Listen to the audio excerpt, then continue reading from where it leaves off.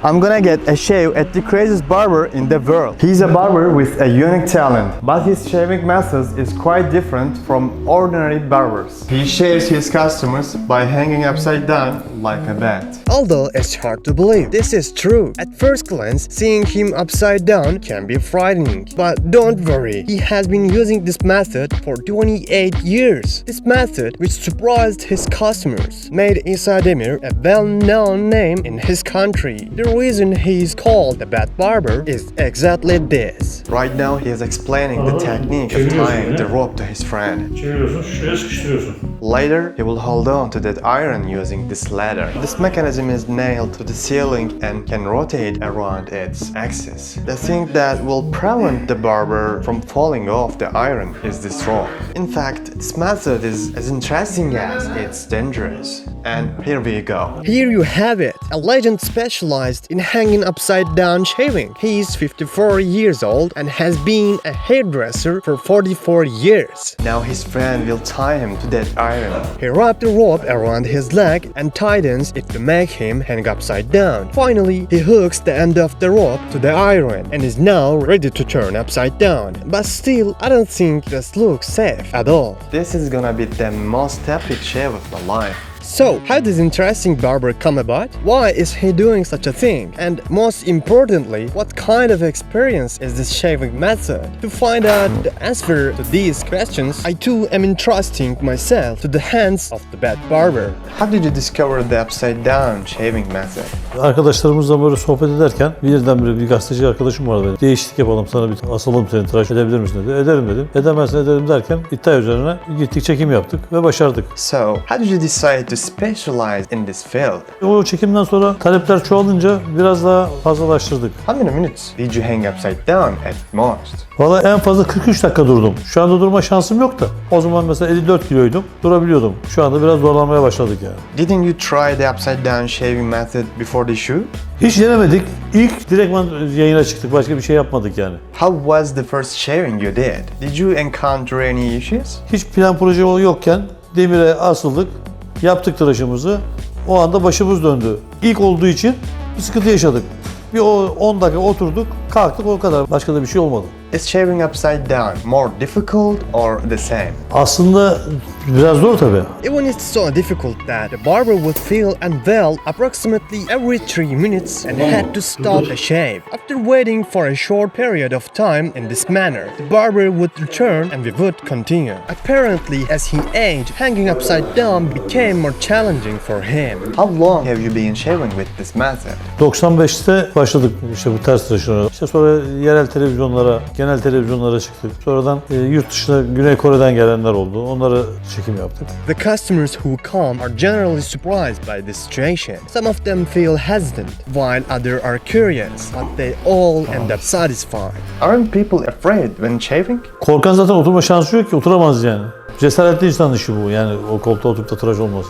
Veya macera işi, yani adam bir macera arıyordur kendi kendine. Even though I sit in this chair without fear, it doesn't mean I'm not concerned about the straight razor near my throat. Have you ever accidentally cut someone's face?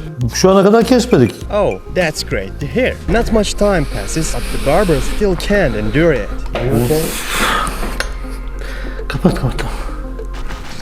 To understand the difficulty of remaining in this position, let's take a moment to view it from an upside-down perspective and attempt to see things from his point of view. You're seeing everything upside down. Isn't that troublesome? Hayatta bazı değişiklikler gerekiyor yani. Onun için o değişiklikleri katlandık yani, yapıyoruz. Sıkıntı yok. Müşterilerde sıkıntı görmüyor. Yani niye? Bir değişiklik oluyor. Do you shave every customer like this? Hayır. Müşterinin isteğine göre. İsa Demir offers his customers an unforgettable experience by shaving them in an upside-down position. Have you received any interesting requests from customers? Ya saç tıraşı istediler ama onu da işte sistemi kuramadıktan sonra yapamadık. Kurabilseydik saça da girecektik. Müşterinin oturduğu yerde biz kendimiz dönmemiz gerekir. Raylı sistemini kurmamız için farklı projeler lazımdı. Can you drink water or tea upside down? İçiyorum. Çay da içtim, su da içtim. Senin için son bir kez daha çıkacağım madem öyle. Right now, I'm giving him the water without opening the cap. Even drinking water while lying down is difficult. Let's see if he can do it upside down. Oh, he did it. He did it. Actually, it would be much easier if there was a straw. Some of you may wonder how water can reach the stomach when drinking upside down. Water passes from the mouth to the esophagus through the swallowing mechanism. The esophagus then propels the water towards the stomach through muscular contractions. However, due to the reverse working of gravity, this process becomes more difficult and takes longer than usual. Additionally, drinking water while upside down can cause dizziness and pose a risk of choking.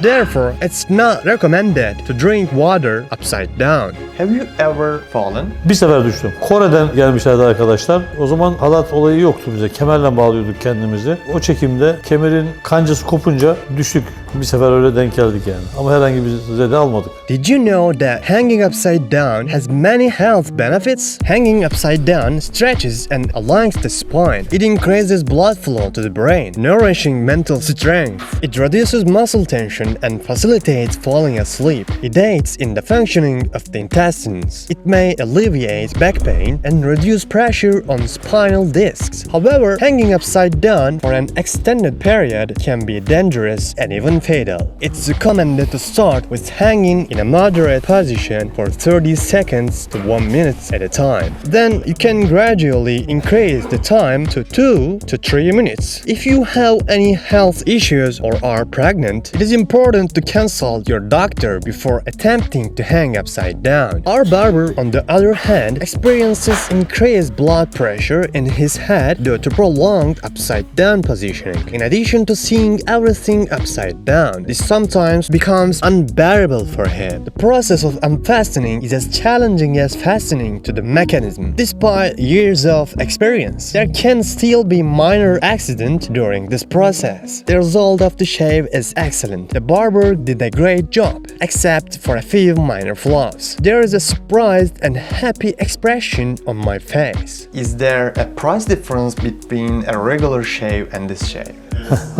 Var. How much is it? Müşterinin isteğine bağlı. Televizyonlarda falan yaptığımız zaman 8-10 bin liraya anlaşıyoruz. Kimisi geliyor dükkanda mesela farklı oluyor. Bugün bir sakal tıraşı en az 500 lira o sistemde yani. That sounds really unusual but equally fun experience. The barber seems very friendly and entertaining. Lastly, I got my haircut for $5. I shaved like a Turk. I'm a Turk now. Will this be your last shave? O öyle niyet ettik bakalım inşallah bir daha yapmayız. Well, what are the advantages and disadvantages of this method? Firstly, it's much more exciting than a regular shave. You won't find something like this anywhere else. However, if the barber loses balance or if the mechanism malfunctions, it could lead to a serious accident. Additionally, it can be uncomfortable and dizzying for the barber. Ultimately, I believe that it was worth coming all the way here to experience this. İsa Demir has created a unique style by going beyond the traditional. How about you? Would you like to have a shave at the Bat Barber? We have come to the end of this documentary episode. Please subscribe to see the next episodes and share your thoughts about Bat Barber with me in the comments. See you in the next episode.